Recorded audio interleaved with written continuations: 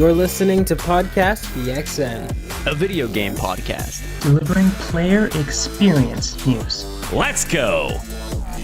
What is that? Oh, look out for Pyramid Head, and welcome to Podcast PXN, episode 161. I am one of your hosts, the perennial dating app swiper from Portland, Oregon, the #1 hater on the internet, Christian Macias, and I'm joined over Discord by Kentucky's #1 Spartan and coziest PXN founder, Daniel Prindle, aka Dan is DTM. #2 hater. Fantastic. And our #3 hater, the president of the Tifa Lockhart fan club, the Nintendo aficionado and artist extraordinaire himself at Roro. Hello, hater #3. I can never hate you guys though. Oh, I love that. Wow. I don't hate that. Of course, our 4th hater is off working. He's a working boy today, but he'll be back next week and the week after. Sending love to Gilbo Biggins, aka Gage Dempster, the Terracotta Teletubby. Folks, thank you to everyone watching us live and participating in the chat. Just as a reminder, we are live each and every single Wednesday at 8 p.m. Eastern over on YouTube. Just search Podcast PXN. We're also on twitch.tv/podcastpxn and no other websites. So if you see a fake PXN, report it. The topic of the show this week is Silent Hill 2 Remake, aka the survival horror renaissance in full effect. But first, the show always starts with the PXN news of the week. So let's go ahead and jump right in. All right, everybody. Sorry, timestamps. Let's jump into some quick bites. Got a couple of news stuff I want to cover before we get into our actual news chunky items we'll actually have discourse about. First quick bite. Spider-Man Miles Morales is coming to PC. It is launching November 18th. Very cool to have the first Spider-Man game and now the second one. Be excited for possible Spider-Man 2 whenever that comes out. A year after? I don't know. Who knows? Yeah, probably a year after release. Probably. Yeah. Probably. But yeah, this is great. I hope people enjoy it. It looks fantastic on PC. Yeah. heck yeah. By the way, like when they uncap frame rates on PC for the Spider-Man games, like just watching Spider-Man swing around, it always looks fantastic. Mm-hmm. Moving on to our second news item here. Valve has registered a new trademark called Neon Prime. A lot of speculation as to what they were doing. And it could be, and I have this link here from a person who's tweeting, Gabe Follower. Nice. Is that in reference to what's his name? Gabe Newell. Newell? Yeah, I think so. Former Valve developer said that Neon Prime might be related to unannounced faster than light like shipbuilding game. This Final Flame dude is kind of trusted because he confirmed Valve's return to creating game consoles way before Steam Deck announcement. So could be that for all you faster than light fans. I don't know how many. I never even heard about this game until today. Me either. Same. I'm sure people are excited that Valve is potentially returning to making games though. Mm-hmm. Maybe make a third game in like literally any of your franchises, Valve, please. They did. It's called Half-Life Alyx, and it's critically acclaimed. That's a cop-out. Got him, folks.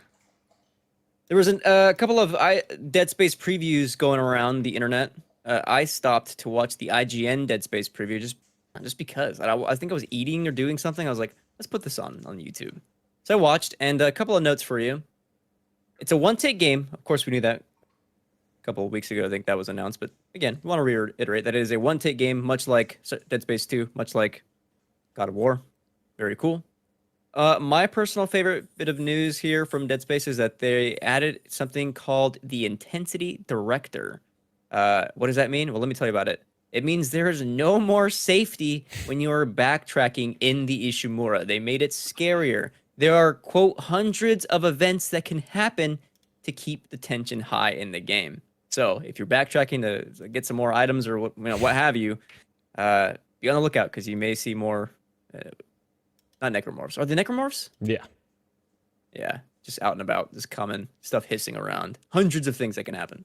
So be on your toes. That's terrifying. And something else, right? Isn't that cool though? Come on. That is very cool. But like, I'm the type of person that I would go out and clear the room and then go back and get a bunch of items because I'm like, all right, Yes. it's safe now. But now you Me can't too. do that. I realize that there's no shot I'm playing this game at night. Like it's gonna be during the day. Yeah. Yeah. Final little tidbit here. There's a peeling system that adds layers of flesh to enemies. So as you're shooting it, you're gonna see a bunch of skin coming out, which I found really cool. It's also apparently on other like like people in the game as well. Like there are like other. You'll see. Motive doing great work with this remake. Yeah. Honestly, there's a chance it might be like maybe not like the benchmark for remake games. I think RE2 remake is probably the benchmark for me personally. But then that conversation might happen. Like this might be like one of the best remakes of like a little modern era, a little renaissance of survival horror games. Absolutely. Moving on. NVIDIA is unlaunching the GeForce RTX 4080 12GB graphics card. I got a quote from them here as to why they're doing this. The RTX 4080 12GB is a fantastic graphics card, but it's not named right. Having two GPUs with the 4080 designation is confusing. So the 4080 16GB is still on track for November 16th launch. The 12GB is not. Rip. Okay, I also have no more to add there either. I think they'll probably just rebrand this as one of the lower end cards, like 4070, or some people said maybe a 4070 Ti. So, yeah, we'll see. Yeah. But still, to unlaunch it, just well, I guess if there's like stuff on it, you want to have it like, yeah, okay, no, I take it back. Yeah, because the 16 gig version is still coming November 16th, which is more powerful. So, yeah. Yep. This next news item maybe should have been on the actual news of the week docket, but I think we'll all have similar thoughts, so I don't think there's any kind of discussion to be had. Comcast has pulled the plug on G4 TV. There are hundreds of people now out of employment, which sucks. Yeah, heart goes out to all the people who are also very shitty that they just announced it that way and didn't send any kind of memos or emails to the actual workers of the company who found out via news just on Twitter. That's a really shitty practice, and we're seeing too much of that recently. Yeah, just G4 TV did not survive its own comeback, which is pretty unfortunate. Yeah.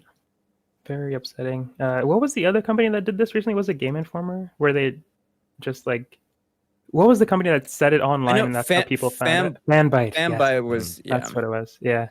So that's crazy. I can't believe that that's just the way that they seem to be doing things right now. Yeah, that's really sad. And they just came back, like you were saying. So sad that it didn't last. About a year ago. Yeah. That was horrible planning by the people in the higher ups, because it's like, who wants to launch a cable TV channel like nowadays? Like, I don't know. They did not do that the right way, I don't think. If this was like a smaller startup and you, like, I think, Dan, you were saying exactly this, like, just build it up a smaller and it gets bigger over time. Like maybe start on YouTube. Yeah. I'm sure it'll have been great if that's where it started, but yeah.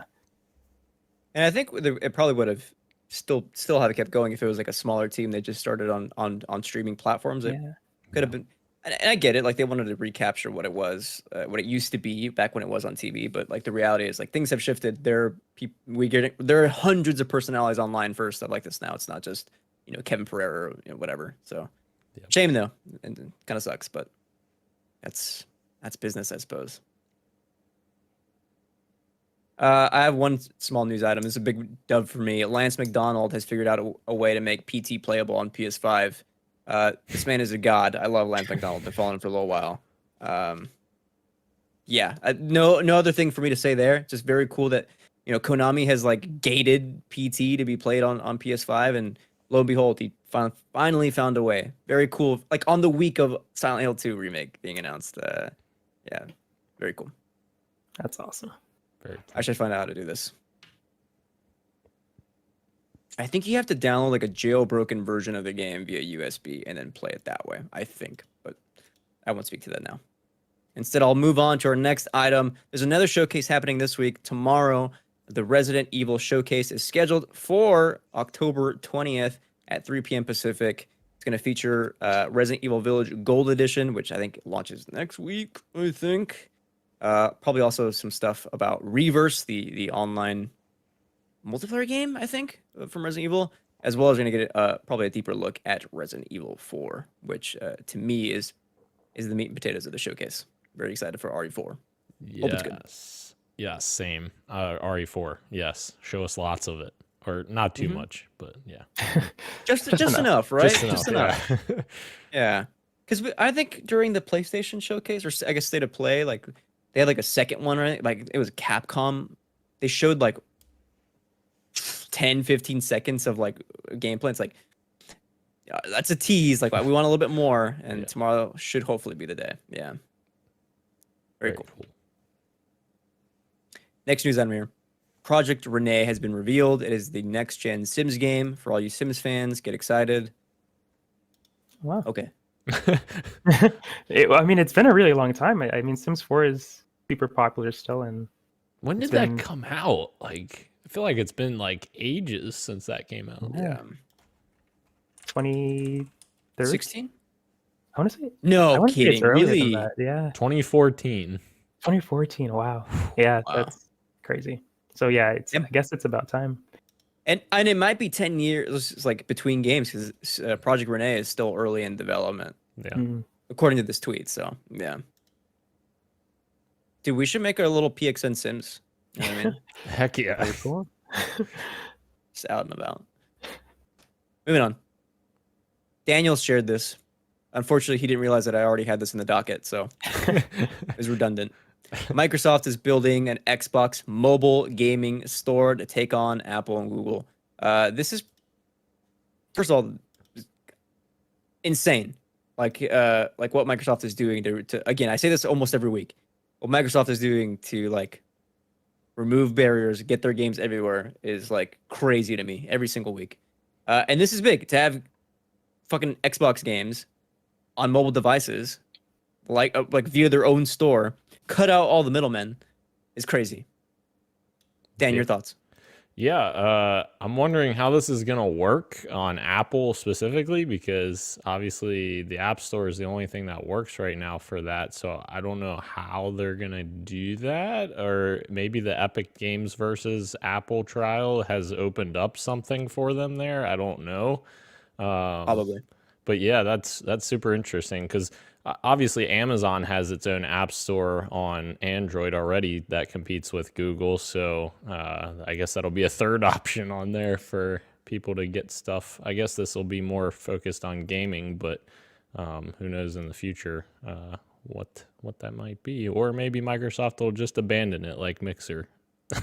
So who knows? At least they tried. Yeah. And when you said I wonder how Microsoft is going to get around this, I was trying to think, like, can you buy PlayStation games on the PlayStation app? And I think you can, like, if you just like open it and then go to the PlayStation Store thing. So maybe it won't be as difficult as we think. They just install the Microsoft app and you'll be able to download or pay for the Xbox games through the thing. I think that's a little bit different though, because like when you buy them on games on the app, like it's just like a storefront, you know, right. Like you're still gonna play stuff on your PlayStation. On the PlayStation, yeah. Whereas this is like if I'm buying stuff on my iPhone or whatever, like you're sending it's meant to. Yeah, you're taking away from like the App Store games, essentially, right? Like natively building first party games on Apple. Yeah, on mobile. Yeah, interesting. Yeah, well, I'm excited to see, like you said, like this is awesome that they're at least trying to get their games in as many places as possible. I'm excited for that. Yeah. What are the odds we get another lawsuit from Apple or another company? That's actually a good point. Like maybe Microsoft this is going to sound bad, but maybe they're trying to bait Apple into another lawsuit, because like if they build this store and say we want to launch this on iOS and Apple says no, then that may be like grounds for them to go to some kind of trial or something again. I don't know. Yeah. Interesting. We shall see. We shall see. Indeed. This next news item is again only for me. An in-person and online streaming Elden Ring event is set with Grammy Award-winning jazz artist Kenny Garrett and famous trumpeter Takuya Kuroda. That is happening in Los Angeles and online, December 3rd, and they're going to be playing the score from Elden Ring, but with a jazz twist, also with a bit of a jazz improvisational twist. Listen, I'll be online December 3rd, probably eating a gummy and watching this damn thing. Happy for you. This sounds awesome. Happy for me. Yeah, thank you. I wish they would do this shit more often for other franchises, like stream it online. That's awesome that they're doing this. Yeah. Yeah, because they have like these kinds of content all the time, right? They did like Final Fantasy stuff. Yeah. Bro, I already know you, bro. You had other examples, I'm sure. Kirby, Sonic. They did. Yeah. Oh, the Sonic. Yeah. Yeah, those are the most recent ones that I could think of. I think they did a Kingdom Hearts one as well a while ago. That one was really cool. But yeah, I want them to do this for more franchises too, Dan. Like that would be awesome. Persona. Oh, Persona. Oh yeah. Destiny. Yeah. Destiny. I don't know if they did. I feel like they did, but I don't know off the top of my head if they. I think they also did a Zelda one.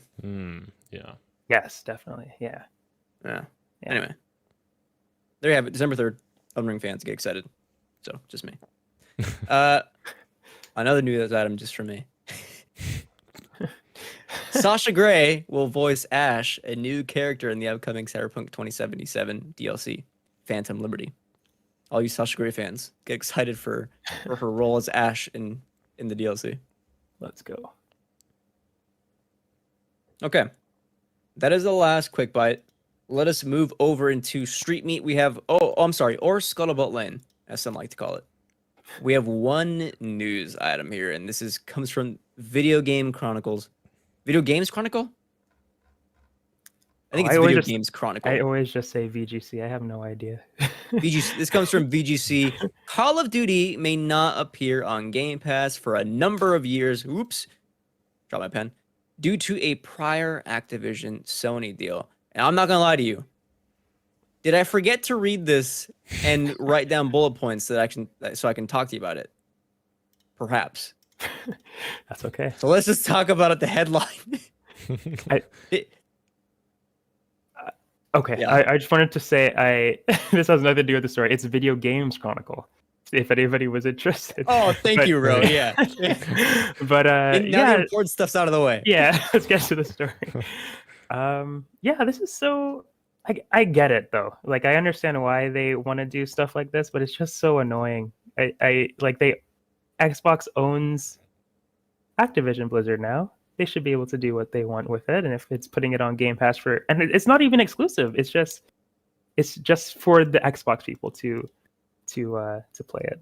But I understand why PlayStation would want this not to happen, just for the people to play it on their console and spend more money there, instead of people buying an Xbox subscription and paying less money for it and all that jazz. But yeah, well, that's the thing, right? Like if it's on Game Pass, people are going to get it on Xbox or PC, which means people are not buying it on PlayStation, which means Sony is not getting a cut of those profits, and like money talks, baby. Like that is all these companies care about, right? So, and like it's a large concern, I'm sure, but does it come off as petty? 1000%. And I mean, if the CMA has anything to do with it, that Microsoft may not own Activision, because they're currently investigating the deal, and they've been the biggest hurdle, I guess, for Microsoft so far. I think it's interesting though, because there's rumors online that the year is 2024 that this would go through. So that's only 2 more years. So essentially, Modern Warfare 2 and the next Call of Duty, whatever that ends up being, since they're on a 2-year cycle, those would be the only 2 that wouldn't be able to be on Game Pass, which wouldn't be that big of a deal, I don't think, even if Microsoft does end up finishing their acquisition of Activision. But Yeah, I think their deal is kind of up in the air right now with the CMA questioning things. I just hope that things get better at Activision Blizzard, whether that means Microsoft buying them and things getting better, or fire Bobby Kotick and fucking start there. I mean, Amen. Amen. so Dan, you said it best. So what instead we're going to do is move on to PXN News of the Week. That is it for your Street Meet. Let's head over into our big stories that happened this week. We're going to mosey on over into the controller corner, so everybody get cozy. We got a couple things dropping here.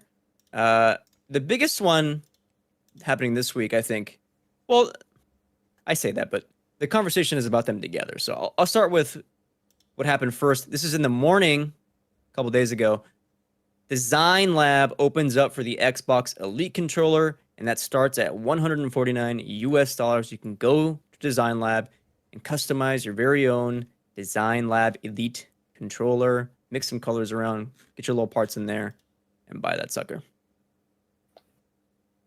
Beautiful Dan. controllers. yo, Damn. Talk to me about this. You went yes. in, you started designing, Gage started designing, you pick it up. I did, and I originally I was like, no, I'm not gonna do it because I've had so many documented issues with the Elite Series 2 that I've talked about on here, including my Master Chief version that I have. But miraculously, the Master Chief controller that I have has started working properly now, because my issue with that one was the B button was sticking. But I guess I played with it so long that I unstuck it somehow, because now it works perfect. So that's funny. But anywho, yeah, I ended up customizing this, and I was actually surprised that they're selling it standalone instead of like with the whole kit. So it's obviously cheaper because of that. It's $149 instead of, the normal one is $179.99. So I was like, all right, I'll get it. They got me. A customizable Elite controller. I love it. I love customizing this shit. It's so good. You could even design the little pouch too. Yeah. The color for the Now that is an additional charge if you want that as well. But I chose just to do the controller only. But they let you do the accessories kit too, and you can choose all the colors there too. This is very cool. This is like when I buy my new Liverpool kit before the start of a new season, and I can choose to put the Premier League pouch on the sleeve. I can put the Champions League pouch if they win. I can put a name on the back, just like that. Just like that. Now, this is interesting because on the same day, PlayStation dropped their trailer for the DualSense Edge, and in it we got details that is launching next year, January 26th, a couple months away. It is priced at $199 US, and pre-orders start next week. Now, why is this interesting? Well, one, the most importantly is that price point. That is an expensive controller.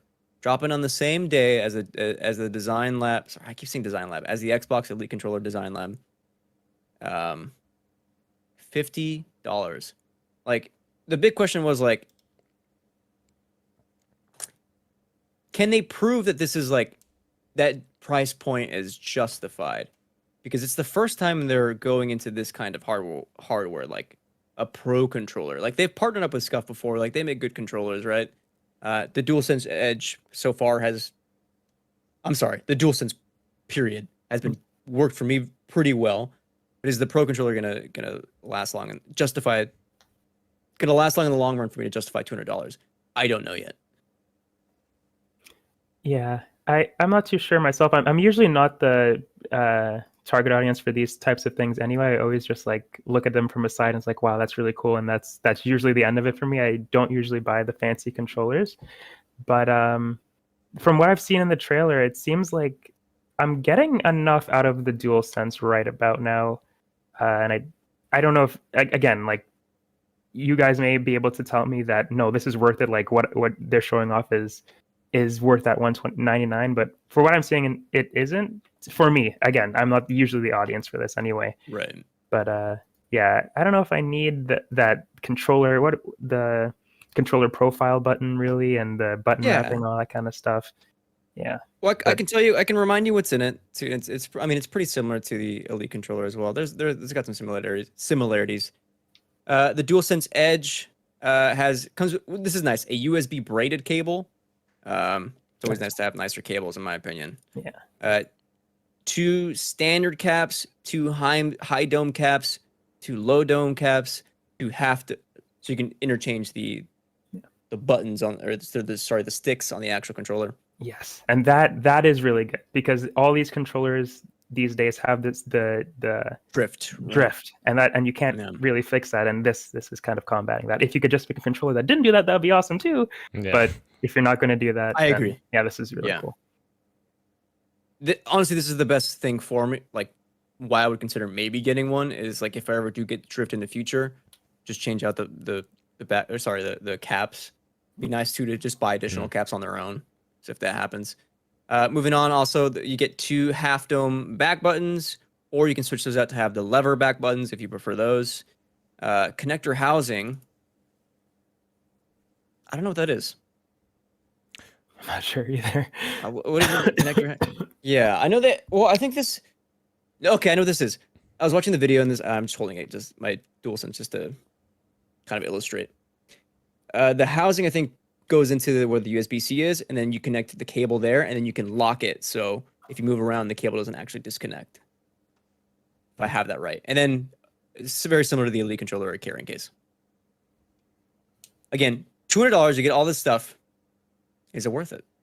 Dan. I will say, like the most intriguing thing is the whole stick replacement thing. I think that's really great, and I kind of hope that Microsoft does a similar thing with their next iteration. But I think like the 2 most failure points on controllers is usually, stick drift, like you guys said before, and also face buttons as well. So I just hope that these controllers, in terms of face buttons, are going to last the lifetime of the controller, even if you need to replace the sticks, because that would kind of suck. I do have one question, though. I would like to see how much they're going to charge for those replacement sticks, because it's like that may factor into your decision if this is worth it or not. This is $200, and if you're saying like I have to pay $50 for new sticks, a year and a half from now or whatever, that may factor in. Yeah. Just get a new regular controller if that's the case.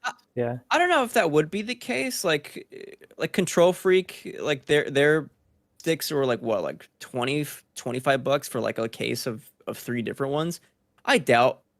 You got a good point though. It is Sony, and it's the entire mechanism, right? It's not just the top, You're section. Right. You're right. So yes, good point. Yeah, and just to clarify one thing as well, you were comparing earlier the 149 Design Lab controller to this, which isn't necessarily a fair comparison for the DualSense Edge, because that doesn't come with any of the accessories and such. This would more so compare to the Elite Series 2 that costs $179. So it's essentially $20 more than the Series 2 that comes with all the, the case and everything. So Nifties. Yeah. So I guess that's also another question. I'm like, why is this $20 more? Like the regular DualSense is $10 more than the Xbox controller already, which that makes sense there. But then why is this $20 more? It just seems a little goofy to me. I mean, I don't know. Just maybe it has to do with the price of components. Something to do with the haptic feedback and the adaptive trigger that drives up costs and the actual components. Yeah. One thing that the article doesn't mention either is that it also has like the 2 little adjustment things on the bottom of the controller. I forget what one controls. One does something, I can't remember what, but the other one controls like volume balance for chat and game. Normally you'd have to go into the actual like dashboard of the PlayStation and like fuddle around menus to change stuff and just balance it out there. Now you can just click that and then hold separate buttons that you map to and adjust their things on the fly, which if you're a competitive player, I guess, is easier. So yeah, I don't know. It seems a little expensive. Maybe I might wait a couple months after reviews, see how people are liking it a few months out, once people have tested it in longer sessions. I mean, it's cool they're finally getting in the business, but we'll see how their first attempt at it goes. I mean, I guess I did buy into the in-zone headphones, didn't I? You're in the zone. I'm in the zone. AutoZone. We're now sponsored by AutoZone. Yes. I wish. I would like a new car battery just for some. Why not? Yes. Why not? Guys, can you see me doing this? I can. What if I did this faster? 60 frames per second faster. Wow. Sorry, I'm capped at 30. Much like Gotham Knights on consoles is going to be locked at 30 frames per second. No performance mode available upon launch. This came from a developer announced in a Discord a week before the game launches. If you click this hyperlink, we can go into the actual quote here. Read you the full thing. This comes from Fleur Marty. Hello, everyone in the Discord. I know many of you are wondering about the availability of a performance mode for Gotham Knights on consoles. Due to the types of features we have in our game, like providing a fully untethered co-op experience in our highly detailed open world, it's not as straightforward as lowering the resolution and getting a higher FPS. For this reason, our game does not have a performance/quality toggle option and will run at 30 frames per second on consoles. I'm going to stop there because I also have some notes about PC requirements, but I'm going to stop there. Point blank, how do you feel about 30 frames per second, no 60 FPS on next-gen consoles, Xbox Series Suite and PlayStation 5?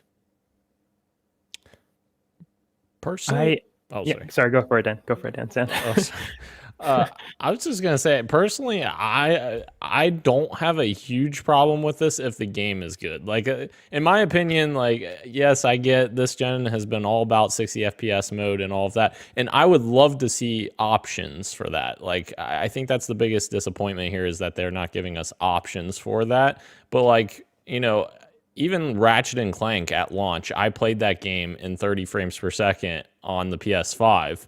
And that was in the quality mode because that was before they had a patch, like I think a month later or so, that they ended up doing like a Performance RT? Yes, Performance RT, exactly, which that's the mode I ended up playing with eventually. But originally I was playing that in 30 FPS. What? Oh, sorry. I think you have it backwards. Miles Morales launched a month later with Performance RT. They updated that later. But Ratchet launched with Performance RT. That's what I played it in. Oh. Maybe I'm thinking of Miles then. Anywho, and I personally didn't have an issue with 30 FPS. Like, I mean, we played games all last gen on 30 FPS, and I know we were in a different time and all of that, but I think personally, like, if the game is in the direction that it needs to be and, like, the game feels good, I think that's the most important thing. I do think it would, you know, benefit to have an option of 60 FPS, but I personally don't think it's the end of the world. Bro, are you feeling similar? Do you care about more frames? I feel similar in the sense where I don't care about more frames, but I do think that in our generation, I think it is most gamers are expecting to see that number, and I think Dan, you agree with that? Yeah. But yeah, I mean, and there's other open world games on consoles that I think look better than Gotham Knight that are running at 60 frames per second. Those games are probably single player, so maybe that's the reason that they couldn't do it. I'm not sure what held them back, but I'm sure you're going to talk about like the PC requirements soon. But it's interesting to see that they weren't able to do that on consoles. But yeah, I'm not a person that really cares about the frames per second, but I am always impressed when I see it in like my games that I'm playing. But I'm like Dan, if the game feels good, I don't really care all that much. Well, funny you say if the game feels good. Higher frame rates, like that it makes a huge difference. There has been comparison videos left and right on games being played at 30 versus 60. Like there was one that shared like God of War 2018. Yeah. Like that game it's huge difference. I was playing Destiny 2 at 60 frames. I was going to bring that up. Yeah. So you play that at 60 frames when you're playing the story. You jump into Crucible where you can play at 120 hertz. And that difference is insane how like smooth that game is. Yeah. I think especially if you're want like a smooth experience when you're playing a co-op game, you want it to like, especially like a character action game, you want things to feel smooth. Well, locked it. Tell me. Sorry, that's a great point though, Christian. Because like I play Halo Infinite a ton, as you guys know, and I play in the 120 hertz mode in Halo Infinite. So like when I go from that to a game that's 30 FPS, it is a very jarring difference. So I totally understand that, and and definitely hear people when they have that complaint. I will counter though, like I played The Last of Us Part 1 in quality mode, and that was 40 FPS with VRR, and I had a great time with that. I absolutely loved it. So it can work, you know? I mean, sure. And actually, I was actually, when The Last of Us remastered first came out, I was actually anti frame rate at that point. I wanted it at the lower frame rate because I thought it looked better when it was closer to the cinematic experience. If you will go watch a movie, movies are filmed at 24 frames per second. That's the standard for cinema. So anything higher just looks weird. So when it was like, I was seeing The Last of Us cutscenes at a higher frame, it's like, no, the movie effect is gone. And like, there's a time and place for that. But I think when it's a character-based action game, co-op action game, I think you want to have a smoother experience. I think the weirdest thing about this is the way it was announced and the timing of its announcement. Like, they should have probably been more transparent about it. Yeah. Earlier, and if they decide to announce it, maybe do so in more of a public manner and not a Discord. Is my thing. One person it didn't sway though, Christian, Glenn, already pre-ordered the digital deluxe edition of the game. I mean, Glenn was excited for like He was. months. He's been talking about Gotham Knights. Like, I'm sure I'm sure Glenn doesn't care. No. There were some people who were vocal about canceling their pre-orders though. Yeah. Which I understand. Like, if you're paying a premium for these next gen consoles, you want to have like a next gen experience, have that feel. So yeah, it's a little bit of a bummer. Ro mentioned the PC requirements as well. I think I forgot to link that. Gage might have sent that, so I'm trying to look for that now. But the minimum requirements for PC for 1080p 60 was a little strange. Tell me, Dan, I interrupted you. No, you're fine. I think it was like the Ryzen 5 5700. Is that right? 3600. 3600. Yeah. Yeah. Off. But yeah, that's insane. That's very high. Yeah. Requirements. And so it seems like a lot of people, and Gage included, and some people in this Twitter thread that I'm reading, seem to be speculating that it might just be poor optimization from the, what is it, WB Montreal, I think, making Gotham Knights? Yes. From their part. So we're going to have to wait and see. Yeah, I think it's kind of a bummer overall. To have, on top of the console news, to have like, you got to have high specs to run the game at 1080 60. It's a little strange to me. Yep. What you gonna do though? What you gonna do? Feel like Batman at 30 frames per second. We'll see. Who said that? I said that. Put it on the box. Our last bit of news here. This has been insane. Oh boy. Trouble with Bayonetta 3's voice actor. We're gonna kind of run you through the story and discuss as we move along. Earlier in the week, voice actor of Bayonetta, the title character of the series, Helena Taylor, came out, posted a video, essentially saying that she was offered only $4,000 for voicing the entire game, and asking people to boycott the series, the franchise, Bayonetta 3, etc. To which I said, yes, Helena Taylor, I am by your side. I will do whatever you tell me to do. $4,000 for the whole game that you helped create, that you were like pretty much you are the reason why I love this franchise. I'll back you any day. Absolutely. To which then later,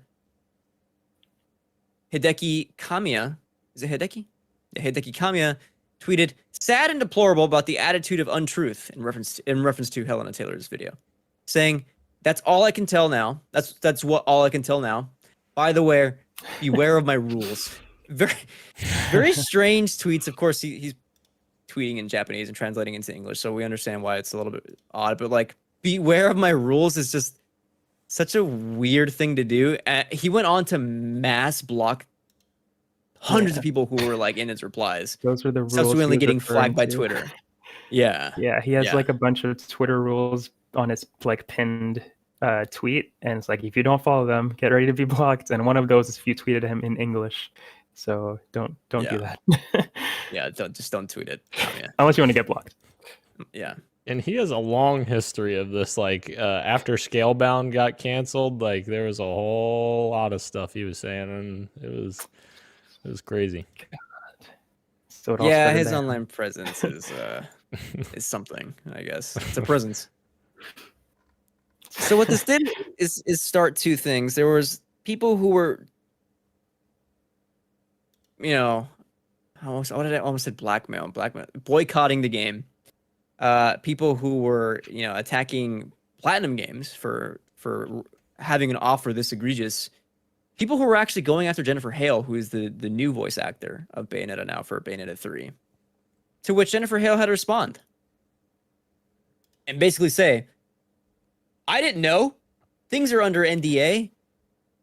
You don't normally. Oh, there goes Ro. Oh, he's back. Nope. Hello? Hello? Roshan? We lost. Essentially, people were getting hate. Jennifer Hale was getting hate, but she didn't know, right? There are contracts, there are NDAs, these things happen, and she just accepted the role. We don't know how much she was offered, if it was any different, what have you. Just leave Jennifer Hale alone. And this is where the actual news item comes to the crux and where our discussion begins. Turns out, via a Jason Schreier Bloomberg report, Platinum Games actually attempted to rehire Helena, paying between $3,000 and $5,000 per session, not for game, with 5 sessions total at least for the whole game, meaning that is between $15,000 and $25,000 for voicing Bayonetta.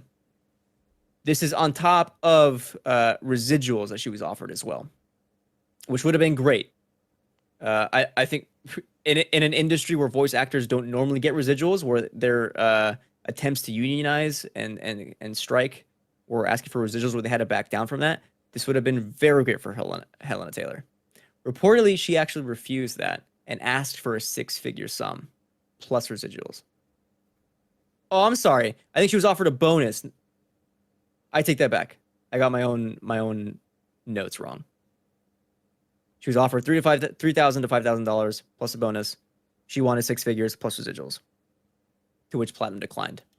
They also then actually offered her a cameo role because they still wanted her in it and they still wanted to pay her some money. She declined and said, F you, screw you. She didn't actually say that. I'm saying that. Taylor responds to Bloomberg saying this is all an absolute lie. Platinum is trying to save their ass and the game.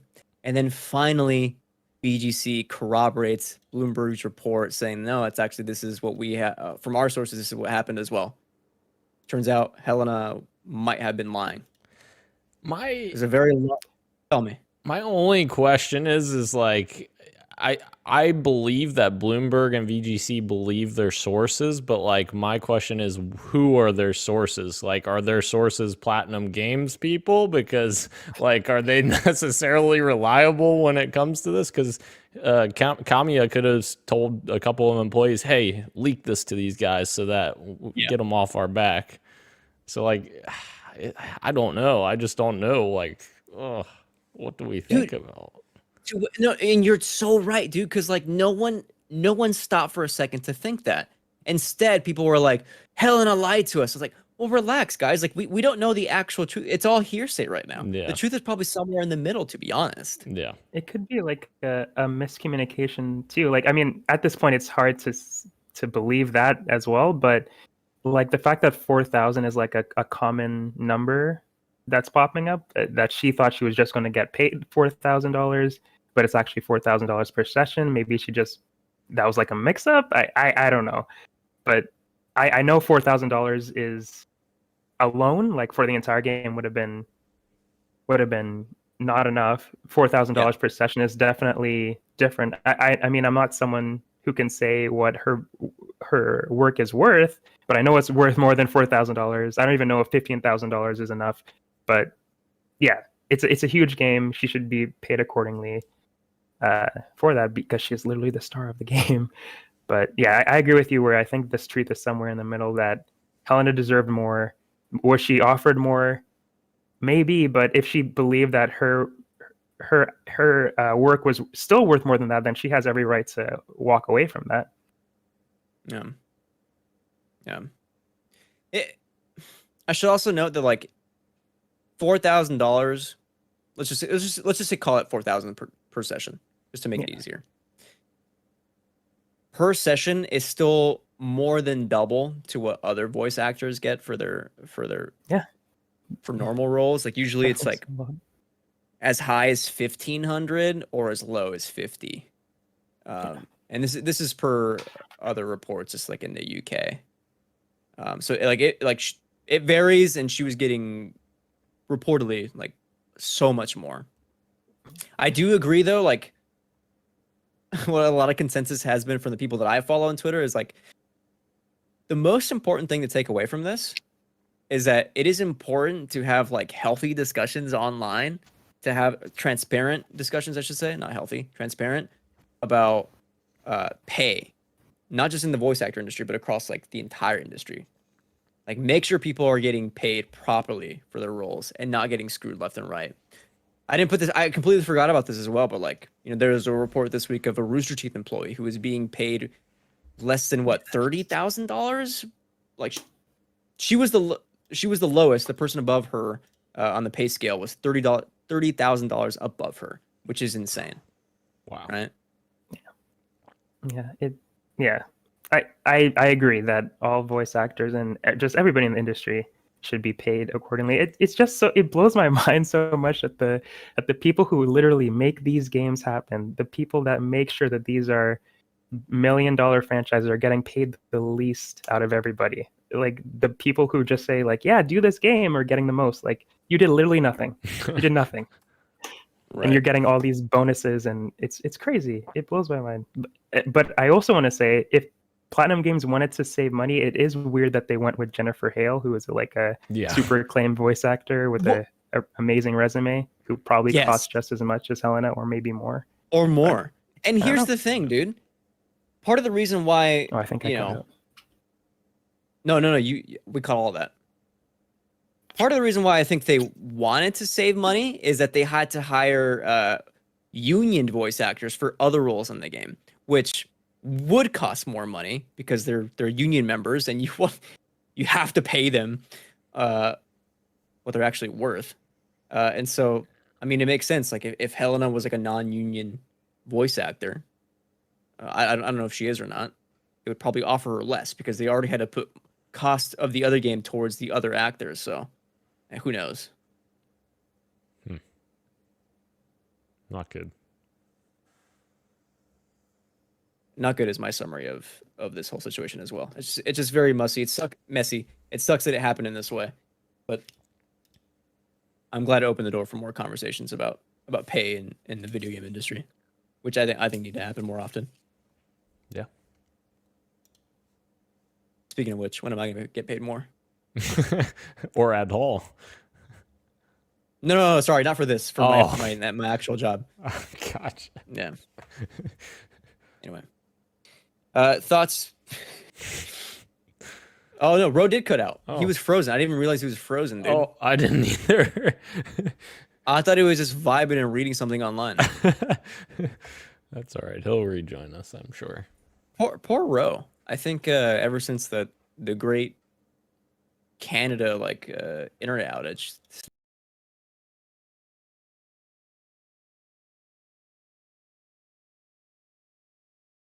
apparently that's broken. You're listening to Podcast PXN, a video game podcast. As we try to fix Ro coming back, let's move on to our fantasy draft check. And there were a couple of games that came out this week. I think mine and Ro's included. Did we talk about Mario Rabbids Sparks of Hope yet? I don't think it was out yet last week, so no. Or reviews weren't out yet. But they were out this week, and Ro picked that up to some great points. Let's go see what he has received. 86 on OpenCritic, so he should be getting 86 points sometime today or tomorrow when that finally 16. releases. What did I say? 86. Yeah, 16 points. 86 on OpenCritic, he'll receive 16 points. Congrats. Thank you, Dan. Congrats, Ro. You won Fantasy Critic just from one game. 86 points. Could you imagine? Can you guys hear me now? Yes. Yes. Okay, great. Sorry about that. You're good. Did anybody pick up Scorn in our draft? I don't think anybody did. I don't think so, yeah. No, I did. Oh. I was gonna. Oh, shut up, dude! This was at 71 a couple days ago. It's now dropped to 69. Oh, no. Nice. Meaning I'm gonna But lose a not nice. point. Oh. Oh, no, I see what you did. Yeah, I didn't even catch that. Is that That's rough. it's at a fine 0. You don't lose or get any. Yeah, I don't know what that's all about. That sucks. Switch Sports let me down. I should have known. Anyway, I got everything riding on Signalis next week, 10/27. I don't think That looks anybody like a picked good up. Yeah. Did anybody pick up a Plague Tale? Nope. Gage. No. A Plague Tale Requiem. 84 on OpenCritic. It's not 14 bad. points for Gage. Not bad. He still has a lot of games that are not releasing on his list here. Also, a lot of games. He needs 3 more games to buy. Or sorry, 4 is Yeah. counter pick. There's actually quite a bit still out there. I was looking at it the other day and I was like, wow. Oh yeah. Oh yeah. Look out for Among Us VR. I'm telling you. Sleeper it. And still, Bone Lab, no reviews. Whatever. Whatever. Let's move on. You want a little sleeper here? New Tales from the Borderlands available still, and that comes out 10/21. Wow. We should be looking out for your Warhammer game. Yeah, that's yeah. true. It previewed great. New Tales of the Borderlands comes out Friday? Yep. Wow. Okay. Yep. But I forgot about that. the bad thing is none of us can pick it up now, or at least I don't think it'll let you because the reviews it's will Saturday. already, yeah. Yeah. True. Let's move on to our Oh, yeah, sorry. Just a technical thing I wanted to let you guys know. I might just go on my phone and through voice because I'm still like dipping in and out through the internet. Just going to use my data and so I don't disconnect again. Sounds good. All right. I'll In the keep my meantime- camera on though if it stays. Oh, swag. Okay. In the meantime, let's move over to our I'm sorry, I have the wrong doc up. Let's move over to our PXN best of course, this month, October, it's best horror games. Although Ro has opted out, we did run a poll, and now we have our 3 final competitors. I forgot to vote my own poll. I normally don't for the first round, although I should have because I wanted PT to win. It didn't. Instead, Dead Space won, and that is going up against 2 Resident Evil games. I am going to fucking lose. It is going up against Resident Evil 2 Remake, which is Gage's pick, and then Dan's pick was Resident Evil 4. Stiff competition for our survival horror beloved games. Indeed. It's going to be interesting. Can I Ro is back. Can I be dethroned? I don't know. That's the question I'm going to pose right now. Ro, will Dan be dethroned? Dead Space versus RE2. Make sure your phone is unlocked from. Oops.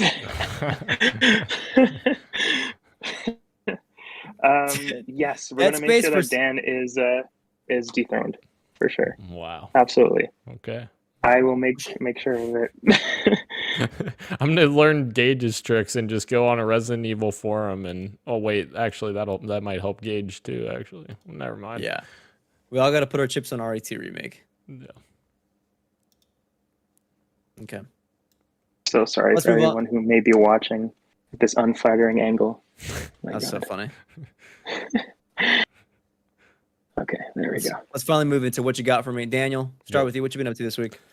Well, I didn't continue Last of Us yet. I didn't What a surprise. I didn't have much time this week, People clamoring for me to play them in rematches in NHL 22, Glenn, and I'll just say that the USA Americans beat those Canadians, Whoa, So, yeah. Get wrecked. Anywho, and the normal Halo Infinite, of course. So we got a cool drop of the winter update that They released a like 10-minute trailer deep diving into what's coming in the winter update next month. Very excited for that. Forge finally coming.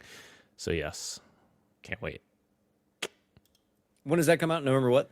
November 15th or 8th, something like that. I don't know exactly. All right. You have 1 week to beat Ragnarok. Dan. Yeah, that's going to be a tall task, especially since that's going to be like probably a 30 to 40 hour game.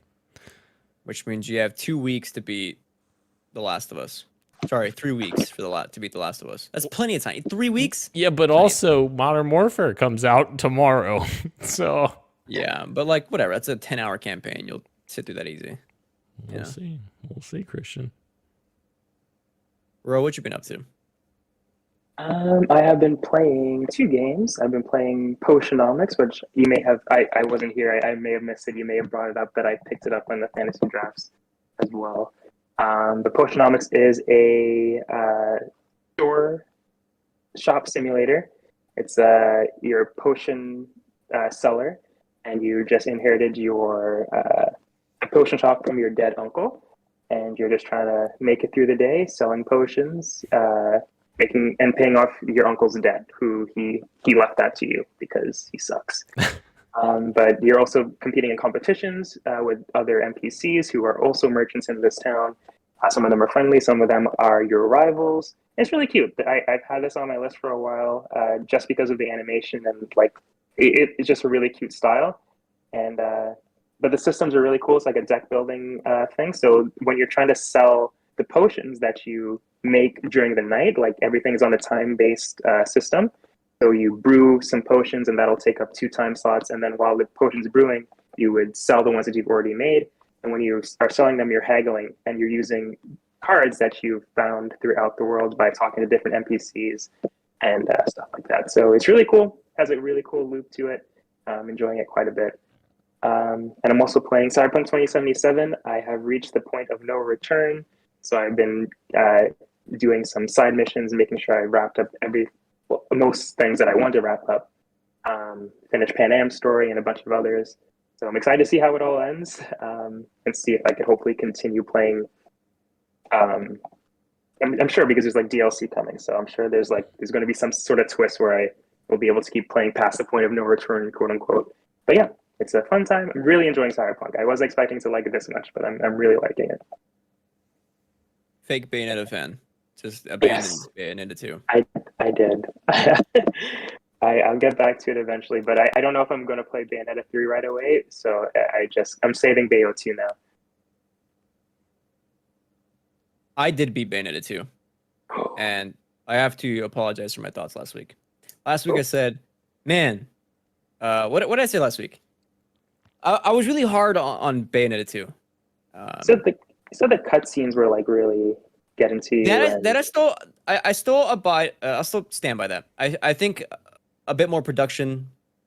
Again, it launched on Wii U. I understand that. I don't know how much money it had for much production to actually do full-fledged cutscenes. And I get it. Like Bayonetta 1 also had these still cutscenes. I wish they had less of them in Bayonetta 2, but like it's fine. Whatever. I moved past that. Whatever. My thing that I said on last week is that I didn't think the enemies were as varied as Bayonetta 1. I played one more chapter that night after the podcast, and like I saw different enemies, and like without I can't say specifics, it spoils the game. And I was like, oh no, okay, this is where the game actually starts now, and this rocks. There's enemies from like the first game and the section that I was playing, and like I was having a great time. Bayonetta 2, of course, a very good game. Great. I think I like Bayonetta 1 more still. I still stand by that. But yeah, very cool game. I also started up Scorn on PC via Xbox Game Pass. And I know I talked about it privately in the chat, but publicly I should say this game is disgusting. It makes me feel uneasy.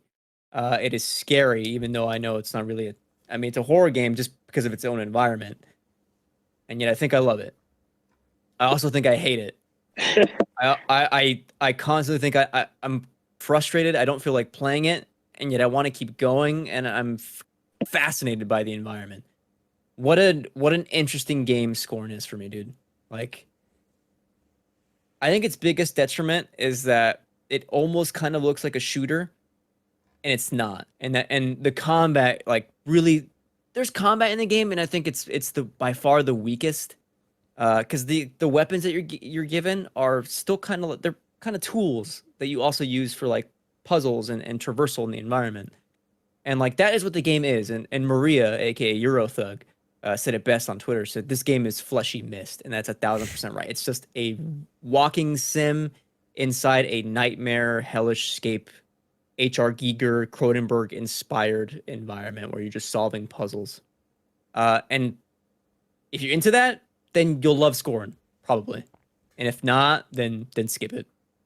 I'm enjoying it. I'm in almost at the end of Act 3, and there are 5 acts. It's not a long game. 6 hours, I think, is the average. So I might finish it. We'll see.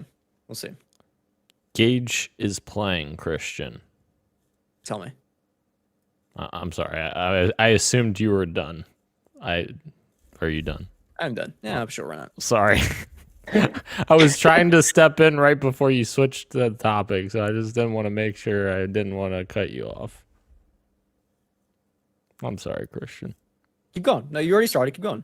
Gage played Chivalry 2, Medieval Dynasty, and Splinter Cell Chaos Theory, which I forgot I actually played Chivalry 2 with him, and I do not like that game. You like all the screaming?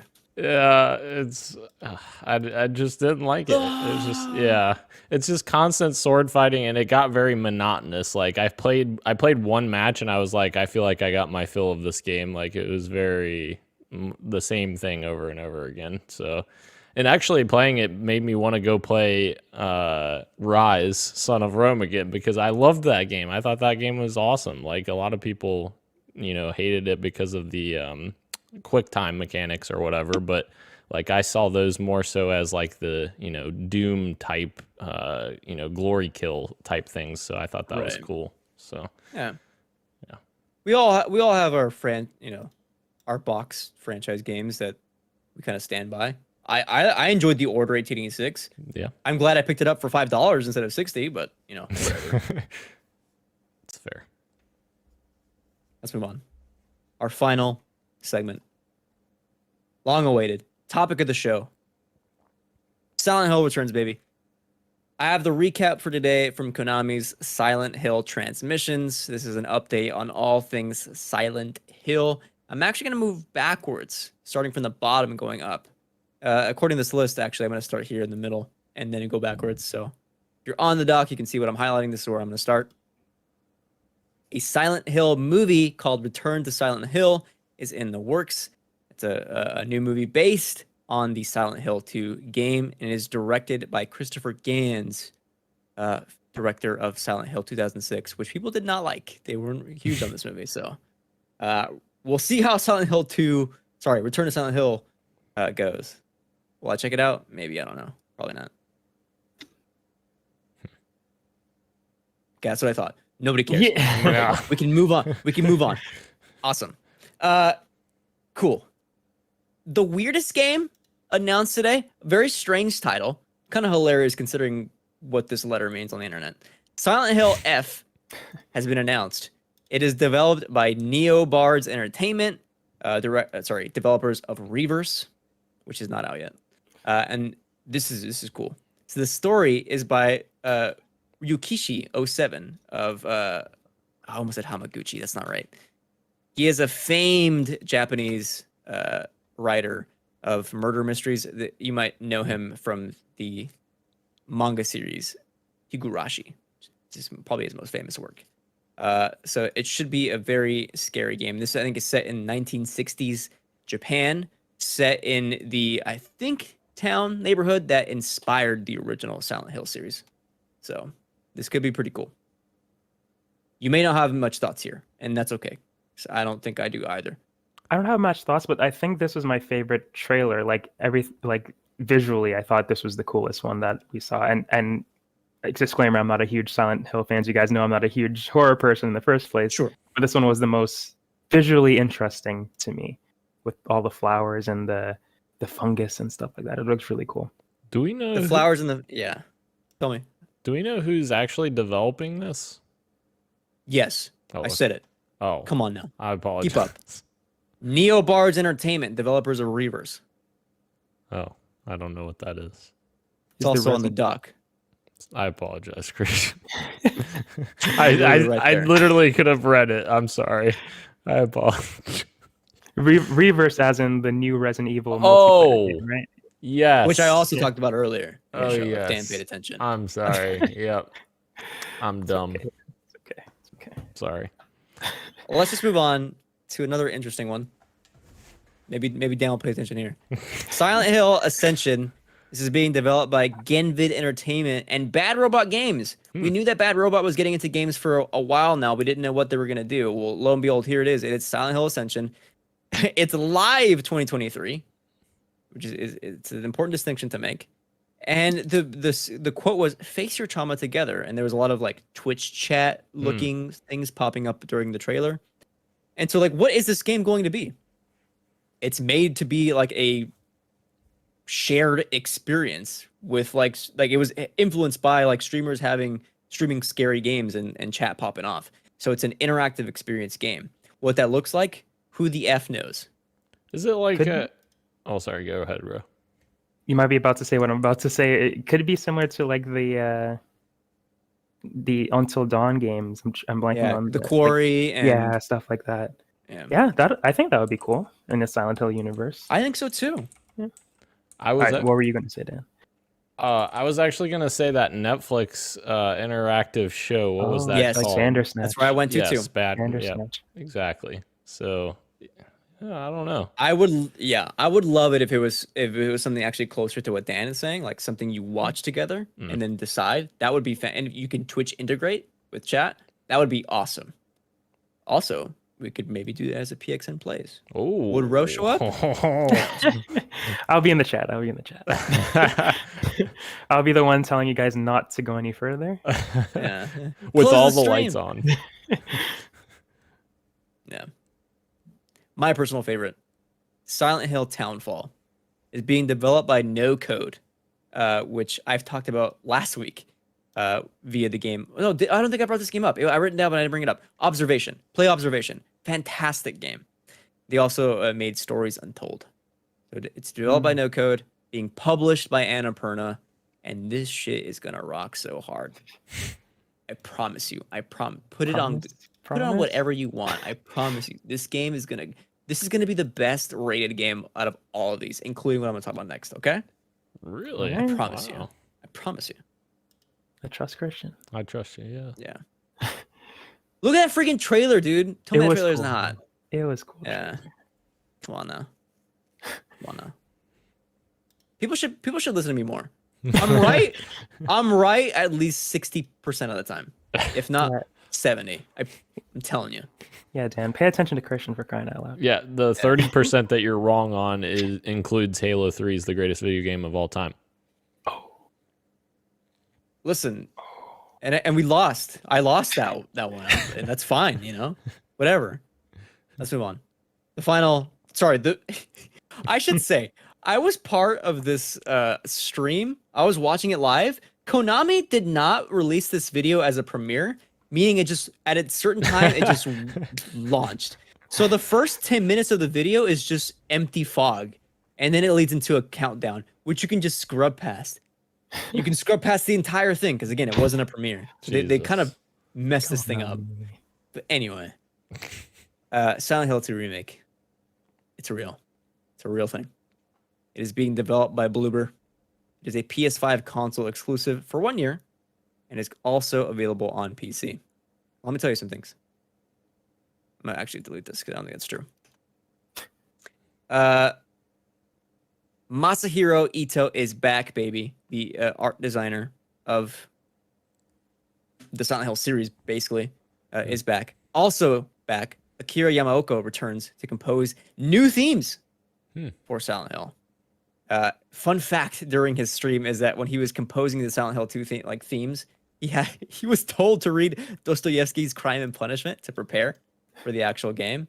which is an insane thing to assign someone. Do you know how long Crime and Punishment is? You read this fucking fat book and then come back and like just go pop off on the theme. Anyway, Quick read. quick read. Mateus Lenart is the creative director. Who is the creative director of The Medium?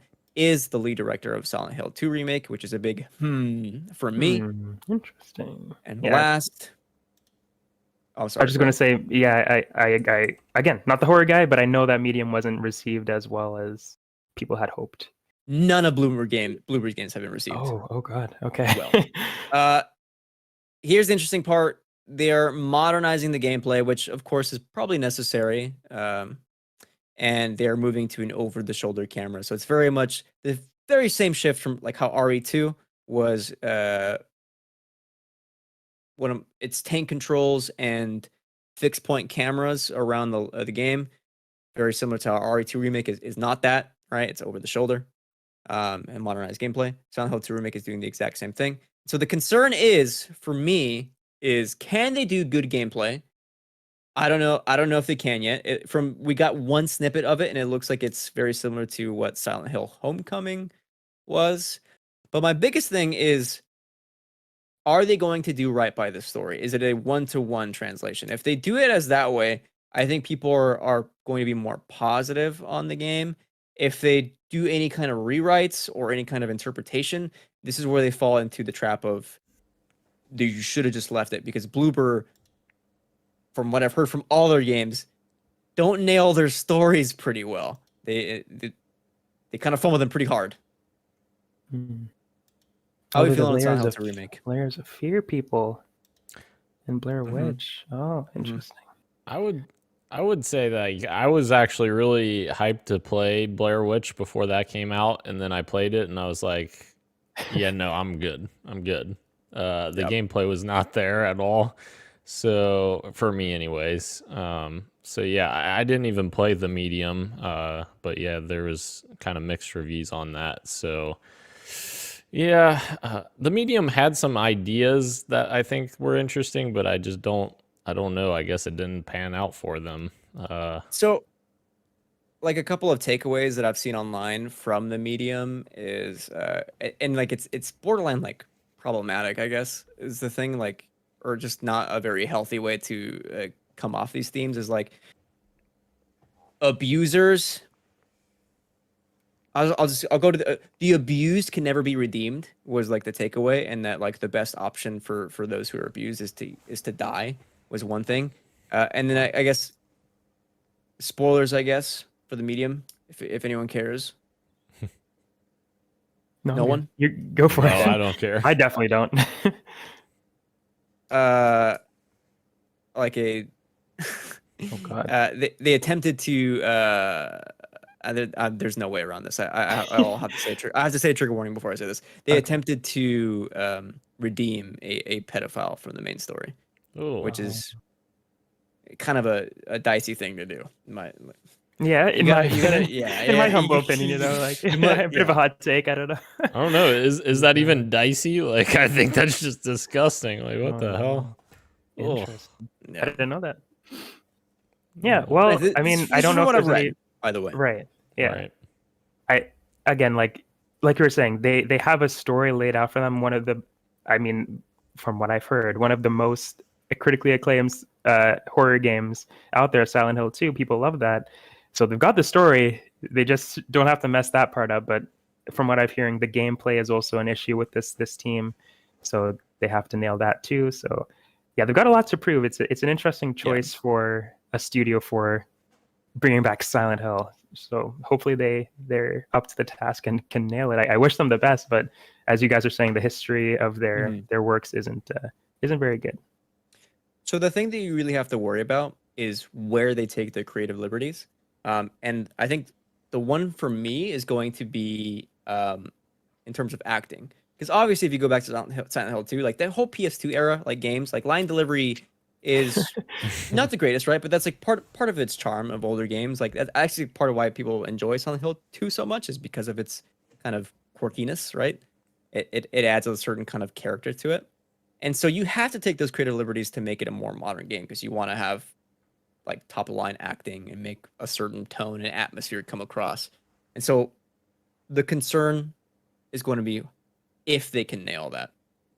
And there's people already really dissecting the line deliveries of the main character James from the original and then the remake, and how different like his state of mind is seeming between the two. That's gonna be a big one. My question to you is if you are going to try Silent Hill 2 based on this. Rome might be a no, and that's okay because you don't like the genre. But Dan's kind of a survival horror fan. What do you think? I would say I have to see more. But like if I see more and like I'm, down for the vibe and it looks good and performance is good and everything, then yeah, I'll probably pick this up. Yeah, I think it's hopefully maybe something that Bloober could figure out and say, hey, this is a remake, we're not having to create our own ideas. Like, we can do this. Let's just, focus on making this a modernized version of this great game. And I feel like a team that's done very well for that is Blue Point, as we've seen them make a bunch of great remakes.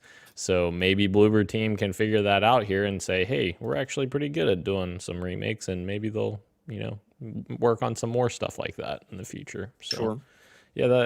Yeah, just I just want to see more and see what we get out of it. There's another thing here. Konami, back to making games. I mean, a ton of them, right? I mean, they're not. I say they're making them, right? There's like no Konami team, right? But they're publishing these games. Yep. There are reports that it wasn't just Silent Hill coming back, that it was also going to be Metal Gear, and there was one other game. I can't remember what it was. It's not Parasite Eve. Anyway, does this set a precedent? Are we seeing, is this the beginning of a renaissance for Konami? Like, are they going to make a kind of comeback? I don't know if the game that you're thinking of was Suikoden, which was already announced already. Not that one. Okay. No. But yeah, with that, even with that announcement in mind, and Silent Hill, it does seem like they're trying to revive some of their more popular franchises like Silent Hill and Suikoden. It would be great if Metal Gear joined that roster too, but without Kojima, it just doesn't feel the same sometimes. But yeah, Christian, what were you gonna? You're just gonna say? Yeah, it wouldn't feel the same, but I'm sure people would like some remasters and remakes of those games too. But yeah, the blooper thing obviously is putting a bad taste in people's mouth. But they've gotten more. It's not just Silent Hill 2 that's coming back. They've got all these other games that could hopefully kick land well and keep the Silent Hill train rolling. So it's not all just in Blooper's hands, which is good. But yeah, I'm hoping that this is the start of Konami coming back. There was another game an indie game that they're publishing. It's like a Space Invaders game that looks really, really cool. So I'm hoping that they publish some things outside of their big names too, and they're getting back into it. That'd be cool. Because they had a pretty rough couple of years with the whole Konami, and for good reason. They did not treat Kojima very right. They put him in a basin by himself. Yeah. So like all the hate is warranted for sure, but I like a good redemption story. So if they're willing to change their ways and actually be a good guy, I'm all for it.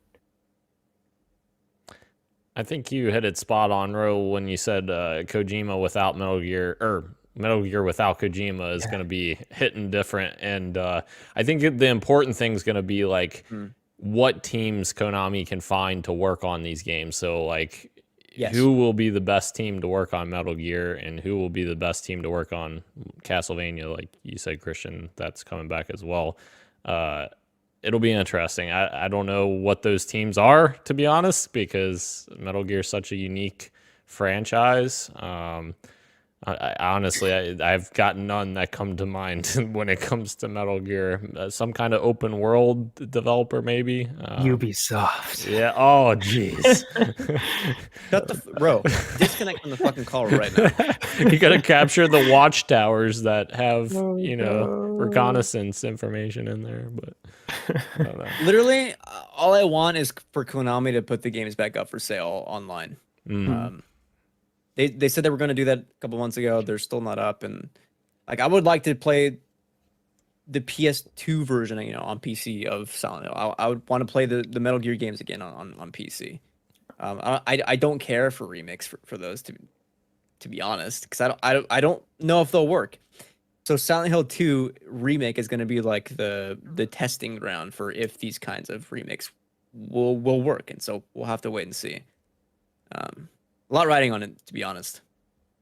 It's the return of a huge franchise.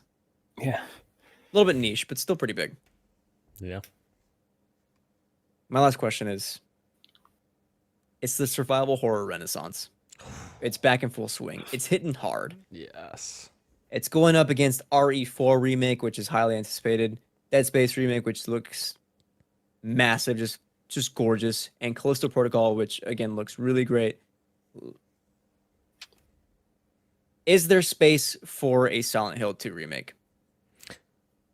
If it's done well, In this absolutely. Yeah. Yeah. I agree. Yeah, I think there's a lot of room for Silent Hill. People have been wanting this so badly. It just needs to land well. But I think there's space for it if Bloober can deliver for sure. Yeah. Well, Christian, don't forget about like the 12 other games that were at Jeff Keighley's show. Oh, there's tons. Yeah, no, I haven't. Yeah. I mean, I forgot their names already. Yeah, I said one last week, and I totally forgot about it. I forgot its name already. Something. It's not Recompile. Anyway. Yeah, the thing for me is, a couple of years ago, we were like really having conversations about like, why are we having so many remakes and remasters? Let's get new games on the market. We're getting like new consoles. We're sick of remakes. And now we're at the point where like these remakes, if done right with proper care, are actually hitting pretty well and are engaging a new audience and having new life in these franchises. I think this will be huge for Dead Space. It's been massive for Resident Evil. Yeah. The Last of Us, I mean, that's already a banger. That game got a remake. We've had those discussions before. We won't have it again.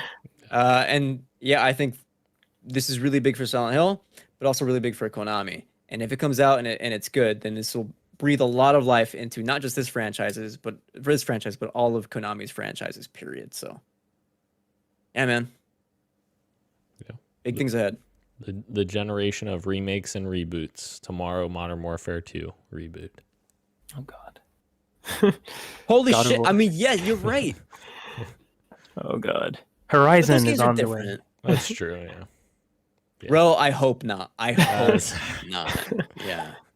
If Jim Ryan has his way, he's gonna milk that money out of you, Christian. My God. I'll refuse. I'll turn my head. You think I'm gonna buy a Horizon remake? Absolutely not. Oh, he'll make you. He'll turn you upside down and get all the coins out of you. So that I can get one of those PlayStation Stars, like Aloy figure on my phone. Yeah. That I'll never look at. Anyway, that's our show.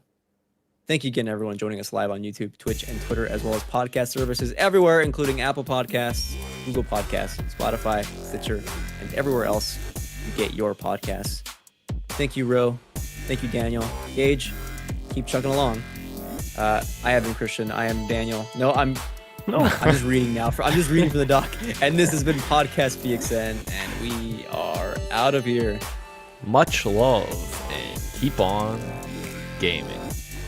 Don't end the stream. Don't end the stream. Don't end the stream. Do not I forgot do my it. final question because I didn't write it down. Oh, final question. This is after. Yes. This is after. I want everyone to guess the Metacritic score for Silent Hill 2 Remake right now. I'm gonna give it a 75. I'm gonna be optimistic and say 84.